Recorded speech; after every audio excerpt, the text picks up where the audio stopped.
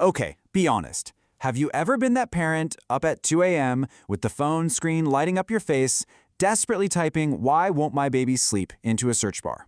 If you're nodding your head right now, you are in exactly the right place.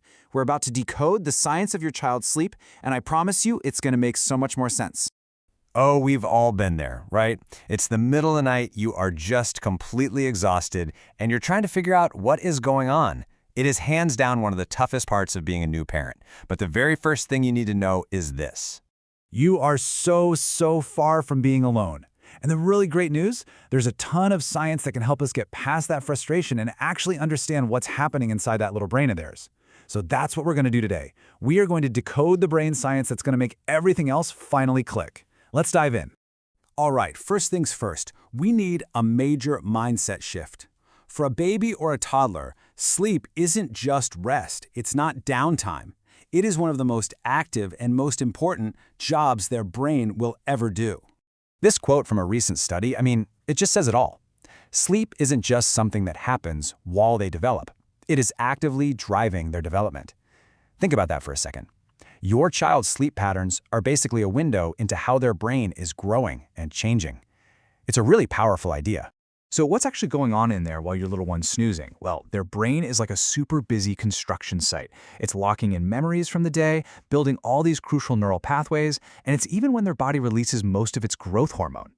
They are literally growing and learning in their sleep. Okay, here it is, the big aha moment. This is the one thing that once you really get it is going to change how you see your child's sleep forever. You ready? The key is that their sleep is built completely differently from ours. So check out these two huge differences. First, look at the cycle length. A baby's sleep cycle is way shorter, which means they come up to the surface of sleep way more often than we do. But here's the real game changer, how they fall asleep. We adults, we drift into a deep, quiet sleep. Babies, they fall straight into REM, which is a really active, light sleep. This is why they twitch and stir and so often wake right back up the second you put them down.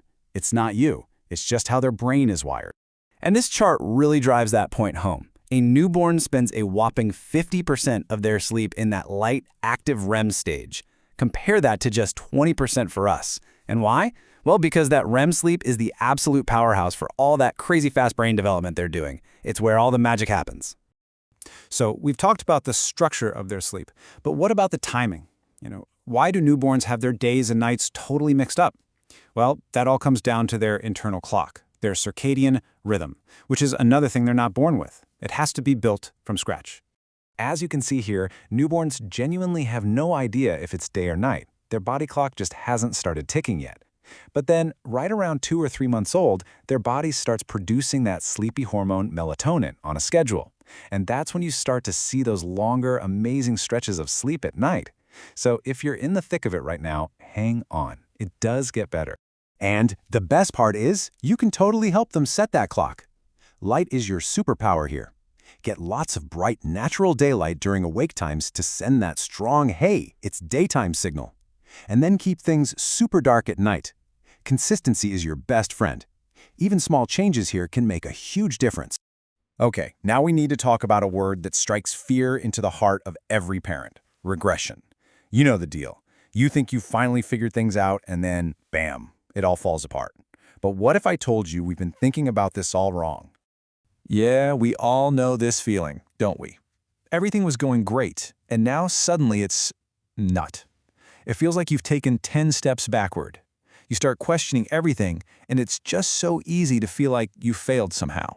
But this right here is the reframe that will save your sanity. It is not a regression in their sleep, it is a progression in their development. These sleep hiccups are almost always linked to their brain learning a huge new skill, like rolling over or crawling or a big language burst. Their brain is just so busy and excited practicing this new thing that it temporarily messes with sleep. It's a sign of amazing progress. So, knowing all this cool science, what are the most powerful things you can actually do to help everyone get more sleep? Well, it really boils down to 2 key things: your routine and their environment. Okay, pillar number 1, routine. Get this. A massive international study found that a simple, consistent bedtime routine can add on average over an hour of sleep per night. Let that sink in. An extra hour. For a tired parent, that is life-changing. It works because it gives the brain these powerful, predictable clues that sleep is coming, which helps them wind down and makes that transition to sleep so much easier. And pillar number 2 is the environment. Think of their room as a sleep sanctuary. You want it dark, like cave dark, to maximize that sleepy hormone melatonin. You want it cool, because our bodies need to cool down to sleep well.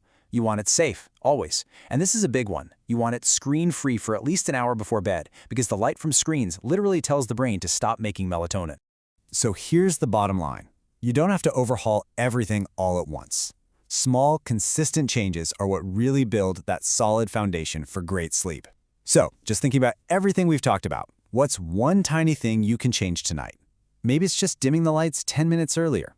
Whatever it is, you can do it. You've got this.